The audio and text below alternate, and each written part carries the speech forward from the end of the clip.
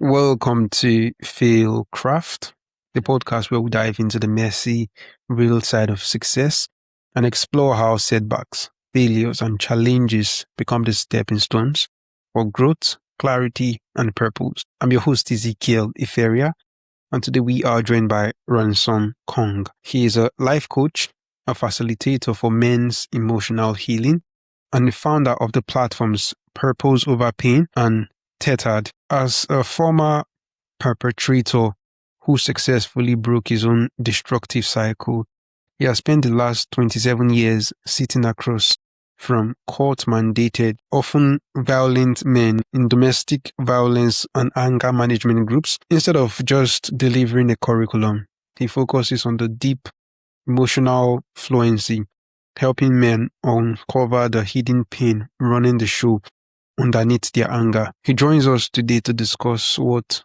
real readiness for a relationship looks like, why anger is usually a lie, and what happens when a man finally stops running from what he did. So Ransom, I am really honored and excited to welcome you to FailCraft. Thank you very much for joining us on the show today, sir. Ezekiel, thank you for that really wonderful introduction, and it's a pleasure to be on FailCraft. I look forward to a connected interview. Thank you. So it's a pleasure to welcome you to the show. So let's dive into it. Your story, your story requires an incredible amount of accountability. You are a former perpetrator, who broke your own cycle of violence, and you have spent the last 27 years in rooms most people would never step into, sitting across from men who are angry, in denial, and sometimes dangerous. But when you were, deep in your own fire, what was the exact rock bottom moment where you finally stopped running from the reality of your actions, looked within, and realized you had to confront what was underneath your anger? Thank you.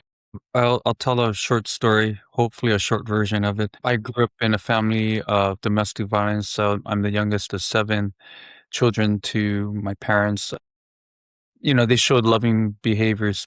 However, that was overwhelmed by the drastic violence that my father, the perpetrator, inflicted upon his wife, my mother, and also, upon his children. So the 7 of us were in survival mode all of our lives, and some of my siblings, I believe, are still in survival mode. This type of behavior became automated for me.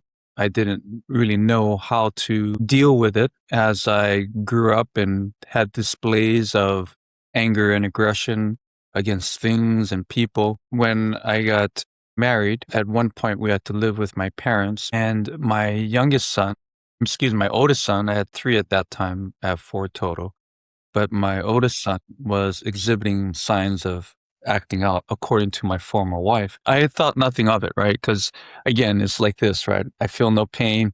There's nothing that I recognize because I'm desensitized to violence. I agreed to let her take our oldest son to a therapist, and then after a while, she asked me if I could take our son to one appointment because she couldn't do it. So I did. And I watched through a one-way mirror my son interacting with the therapist, beautiful man. And, they had figurines and playing in the sand. And I didn't recognize my son. My son was like this caged animal, out of control. I mean, obviously I played with my son. I love my son and all my children. And I played with him, and he had never exhibited behavior like that. So what had happened was, as your audience can probably figure out, my son's in a safe environment in order to be able to express, and that was what was coming out. And I broke down, I cried, and then when I talked with the therapist, I decided to go to the same therapist for therapy myself. I remember one incident or one session where he put me under hypnosis, and I was totally aware. I couldn't get out of my seat because I guess that was part of the hypnosis, but my arms and legs are flailing. I was yelling at the top of my lungs till my voice was hoarse, using all sorts of threats and profanity and name calling. I was that caged animal, releasing all of my rage that I had suppressed for all those years. And that was the signal that, I really needed to bear down and do the inner work. Not that I hadn't tried before, but Now I had a outlet, which was this beautiful therapist. And then, I went on my career of helping people. My education is in that field as well. So that was the turning point, seeing my son be a version of me and me being a version of my father, even though I had attested to never wanting to be like my father. And I tried really hard to not be like my father. And I realized I was doing all the external things that wasn't like my father.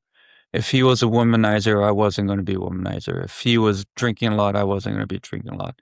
If he was yelling, I wasn't going to yell. However, without addressing the root cause, these things take shape and form in other ways. And that's what happened. I was a version of my father, just in a different way, but I had the same rage and same destructive capability. So yeah, that's what put me on my journey. Thank you very much for sharing that with us, Ransom. So you grew up in a family of domestic violence, and you tried your very best to not be like your father. You talked about if your father was drinking, you tried to not drink.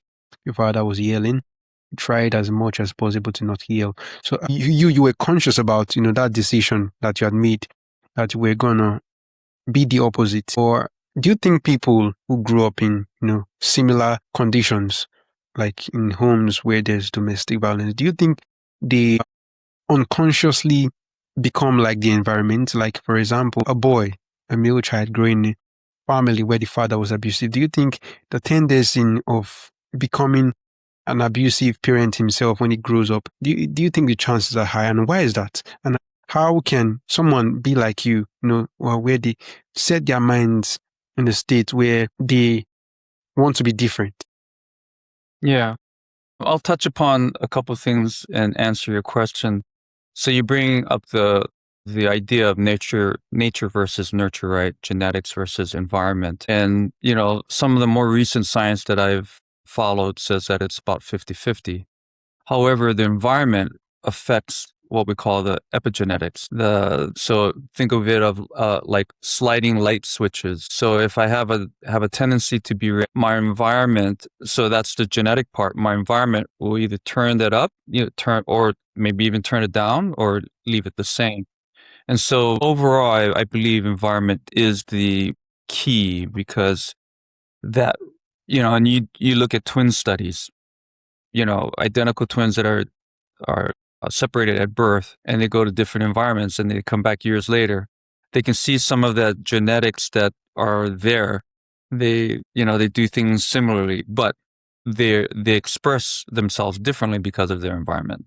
So yes, environment has the biggest factor in my opinion upon how people will behave. And changing your environment is important, and starting with the inner being, right?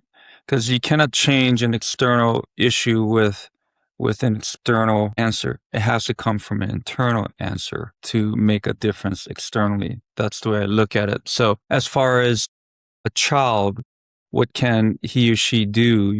Everything happens because and for us. When we're a child, we don't have a family to pick. It picks us. So we sometimes feel like it's happening to us, because when we grow up, we go, this is unfair, that I had to grow up like this and that happened, et cetera, et cetera. And yet I'm a living example, and many others before me and with me today can attest to the idea that your painful experiences can be transformed into something healing. And I call myself like a wounded healer, because I had those kind of wounds. I helped myself, and now I can help others. So the idea that we can change painful experiences to something positive means that everything happens because of us and for us. Because of us, our decisions, our choices that are empowered have a negative and or positive consequence, and the following lessons that happen for us when we're ready. So sometimes we you put your hand on a stove and go, I'm never going to do that again. And other people say, well, let me try it again and let me see, and they have to keep on doing it. It doesn't matter if it's the first or the 100th time or 1,000th. What happens is that at some point, the lesson is for you because you actually get it. And so every child can have hopefully that kind of mentality. And it takes some training to do like a different shift in framework, cognitive framework, but it can be done. There's certain aspects or components in my view that helps a child or anyone be successful in making positive changes or, as I say, transformation. So Yeah, absolutely. Absolutely. So you talk about how painful experiences can change into something healing, something positive. Like for you, for example, you called yourself the wounded healer, but we cannot play, pay a shy face to the fact that painful experiences can also shape people to become, you know, the ones who cause that painful experience to others. So how can we, not stay the victim of painful experience, but rather transform it into something positive, something healing to the environment and others around us? part of that shift is zooming out, right, and taking a look at the human species, men and women. We can all say that in our lives we have ups and downs, right? And so acknowledging that there's a similarity in pain and pleasurable experiences is key, because then it doesn't make it seem like only I experienced this. Now, it is true that the world can be and is more unfair to some people than others. That's for sure. But even people in extenuating circumstances like that, think about people that have been in Nazi camps that have written books about things like this. Those are extreme cases, and men and women still found a way to work beyond their circumstances that they, didn't have any control of. So we take control of what we can, and what we have control of is our thoughts, emotions, and our behavior. And even if you take the point of view that we don't even have control of that, the idea that we have agency to do that actually is more empowering than thinking like we have no control over any of these things because of systems and structures that, dictate how we think, feel, and behave. So the agency involved in order to actually feel and think like we do have control of these things is paramount, is important. So that's part of the shift, zooming out, right? And the other part is to look at your life so far and ask yourself, which painful experiences in the past have you looked back and now you reinterpret? Because attribution theory just basically says that during our lifetime, our narrative, our story of ourselves change because of what we're experiencing, right? So we have reinterpreted some of our past experiences as like, okay, that wasn't as bad as I thought, or it was actually a blessing in disguise. Many people have said that, right? Blessing in disguise. And that is an attestament to the idea that we can do that for everything. So, Yeah. but that, again, it takes time and effort to work that through. But the possibility is there, and the probability depends on you. Like how I go about this. Am I going to be consistent in trying to be aware and learn these lessons that happen for me? Or am I just going to live my life, without any awareness? Now, I'm not saying that 24/7 someone has to be going, what's the lesson of this? That's not living. But there are stopping points, right? Where we actually look at our lives and go, how do I feel about my life so far? What have I done, that I like, don't like? Where do I want to go? And those are good stopping points, right? Because it means that we are aware that we have to be in it and live, but we also can look back, zoom out, be observable and a more objective, and ask ourselves, what can we do for ourselves that will help us? So it's a shift in the way we think of ourselves and our society. It's a shift of how we interpret our past experiences to the present. It's also a shift of how we look at the future. Now that we can do that for the past, we can also do that for the future and say, well, how do I want my life to be curated as much as possible? And it might not turn out exactly like the way you think it will. It might turn out better. And I believe that it will turn out better as long as you have those types of attributes of, or components of a skill set in order to do that. Absolutely, Ransom. That was a really insightful response. So, you mentioned that men consistently rate their anger much higher than their hurt, even when the opposite is true. So, why is it so much easier for a man to express violent rage rather than simply admitting he feels worn out, rejected, or afraid? Yeah. Well, a couple of things, right? If you look at the nature part, right, it's part of evolutionary psychology and biology, where men and women historically have been, what we carry forward. So that providing, that protection that most scientists agree that men were more in the lead in most societies. It's more action and result oriented. If you don't bring home the food, people die, right? So that's that kind of mentality that I believe is transferred in our brainstem or our spinal cord, our DNA in our spinal cord. And so the other part is that it's sanctioned, right? It's not wanted. People don't want men to be angry and violent.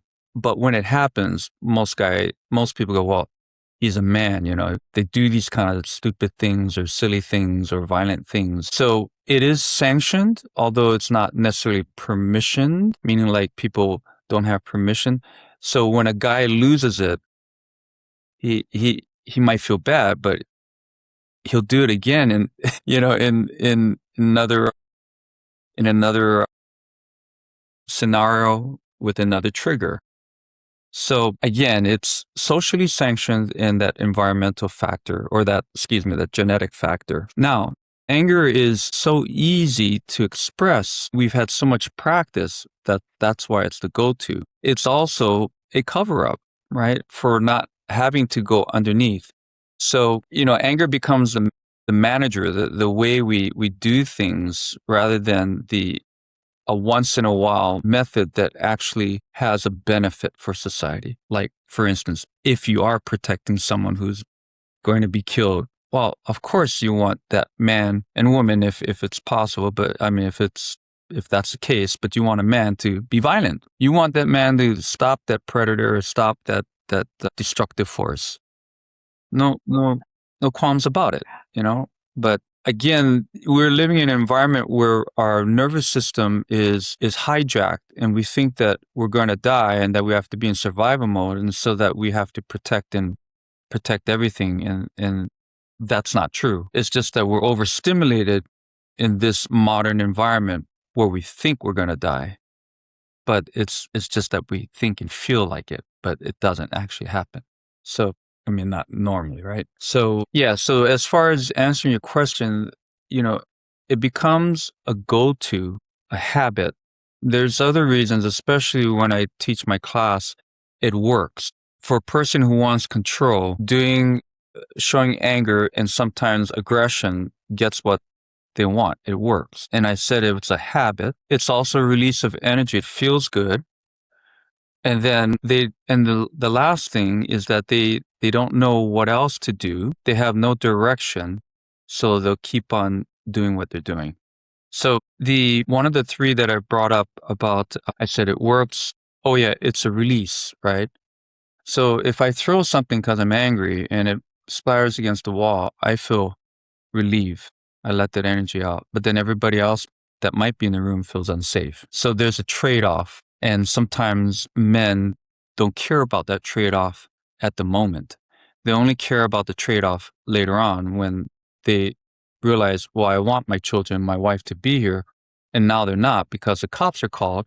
I have a domestic violence because it almost hit my wife. And now I have to think about it. So that release of energy, right, is like all emotions. Anger is an emotion and it's transient within our bodies. So all emotions have energy. Energy is neither created nor destroyed. It just moves. How it moves through us is a difference of how we interact with it and how we interact underneath that anger with all the other emotions. And so under that emotion of anger, usually what I see in my professional life is shame, hurt, fear. And with fear is that confusion of like, how should I be, right? Should I be emotionally available? Like, I see on TikTok, men should be emotionally available. But then on another video, say like, men should be like tough and like, protect at all costs. Don't give up your manhood. So, there's that confusion about the role of a man and how to express that. So again, that's the confusion part of the fear. Mm. Okay. So Yeah, yeah. So, Ransom, after 27 years of facilitating domestic violence groups, you launched Tethered, an intentional matchmaking community. So how do you bridge the gap between a man, who has just barely stopped causing harm to, and a man who is actually emotionally fluent enough to build a foundational, sustainable relationship? yeah. Well, everyone is on their own personal journey as far as transformation. So some of the men that I have in class, they come in with less trauma. So they're able to accelerate their learning to a point where like at the end of a 1 year program, they're like, I want to be with a person who I fit better with. I know how to control myself now, or I have the skills in order to continue doing that.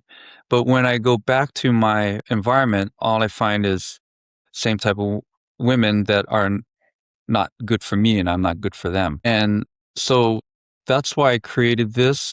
It's an extension of those who have done the inner work or continue to do the inner work and know that they have a capacity for a long-term relationship. And so this connection app, I call it, it's a matching site, and it's a connection app, not a social media site and dating app. It allows people be to be measured on different empirically data-driven evidence of what constitutes a person who has a capacity for a long-term relationship. So men and women, I believe, are looking and they're going on different dating apps, and what they're getting is the dopamine rush, the swiping, and their nervous system is being hijacked again into thinking like this is the way it has to be. And it doesn't. There is a different process. It's not as glamorous or as sexy, but it is effective because it's based on empirical data of what components people normally have that give them capacity for a long-term relationship. All right. So for someone listening right now, for the man tuning in who knows his anger is currently destroying his life and the people he loves, but feels entirely stuck and in the fire today. So Ransom, what's one honest, zero friction step he can take to start looking at what's underneath? Humility. Humility means that we're going to be open to other people saying you have a blind spot. Nobody can see their blind spot in the back, even with a mirror. You need multiple, unless you have, a lot of people around you going, you have a blind spot. I can't see it. We can.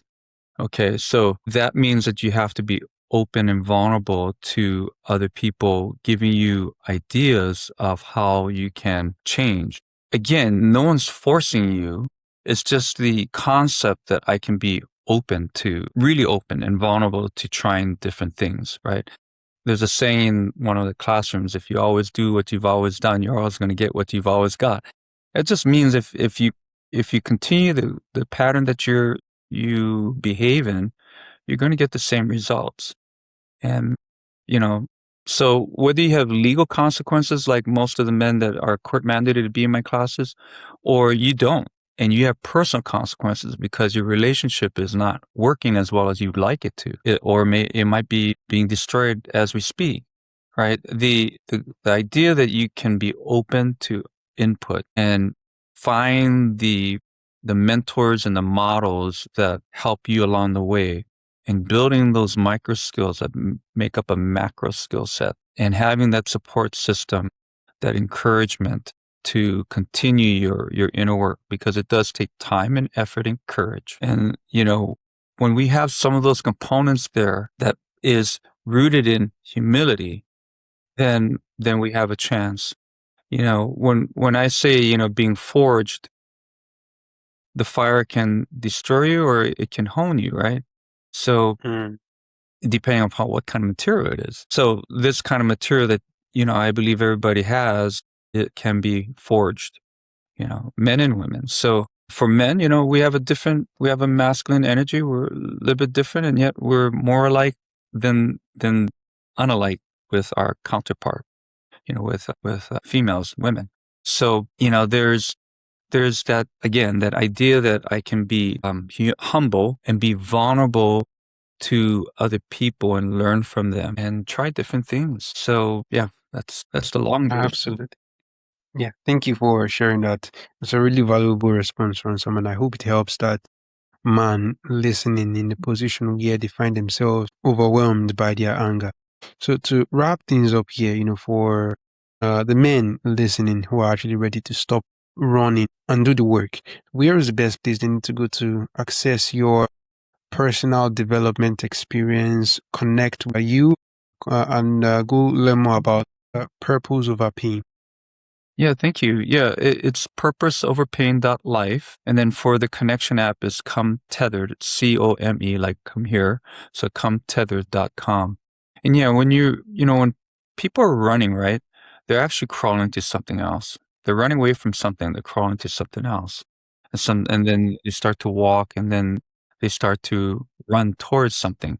And running towards that is running towards who you really are. Because running away from that trigger those painful experiences doesn't mean that you have to run forever nowhere. There is a time to decompress and to sometimes have to lose yourself because you're lost. But then, recognizing that you are going to go to somewhere, as long as in your mind and your heart you want to go there, you'll find that. So running from ourselves is that performance. I believe men are many times in performance mode, kind of like what I told you, right? We're result oriented. Got to bring home the food or else everybody dies. And we have to recognize that we're not performing. We are actually expressing. And, I'm not going to go into it, but there's a wonderful concept called vulnerability paradox. And so maybe people can look it up. And that's the whole idea of emotionally connecting with other people. And you have to do it for yourself. So when you're crawling, walking, and running towards yourself, that's what you're running towards. You're running towards emotionally connecting with yourself so you can connect with others. All right, Ransom. It has been a truly amazing and a valuable conversation with you here today. And I am really honored and, very, very excited having you as a guest on the show today. Once again, thank you very much for joining us. Yeah, Ezekiel, I just wanted to thank you. You come across like a very humble and warm and loving, compassionate person. And I know your audience is about, what failures or perceived failures can be turned into something triumphant or beautiful, So thank you for being invited onto your podcast to share with your audience. I hope it's been helpful in some way.